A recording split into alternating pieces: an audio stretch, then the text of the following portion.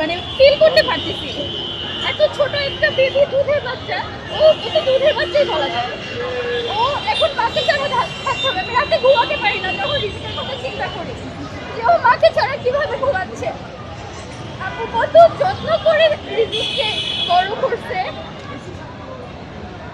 আমার প্রশ্ন, আপুকে চিনি না, আপুর সাথে তো একবার দেখা হচ্ছে। আমাদের এত কষ্ট হচ্ছে, আর ওদের ফ্যামিলি, ওরা তো এই যে নিহাল, ইকরার হচ্ছে দেবর, ওর শাশুড়ি, আর এদের কি একটু খারাপ লাগে না? 16 বছর যাবত আপুর সাথে আছে, ওদের কি একটু খারাপ লাগে না? ওদের একটু কষ্ট হয় না? আমরা 10-12 দিন একটা কুকুর বিড়াল পুষলেও তো ওদের জন্য খারাপ লাগে, ওদের হারানোর জন্য আমরা এত কষ্ট পাই।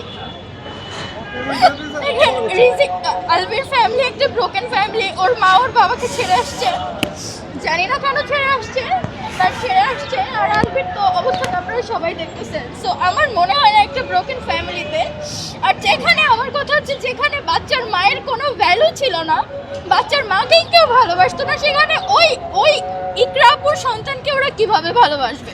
হ্যাঁ, আমি জানি বাংলাদেশের লস অনুযায়ী বাবা কাস্টডি পাবে, বাট আমার মনে হয় না বাবার কাছে সন্তান সেফ থাকবে। কারণ ওই আলবি তো ডেফিনেটলি বিয়ে করবে, তিথিকে না করুক অন্য কাউকে তো ডেফিনেটলি করবে। তখন রিজিকের অবস্থা কি হবে আপনারা জাস্ট চিন্তা করেন। সো আমার মনে হয় অবশ্যই নানা নানির কাস্টডি পাওয়া উচিত।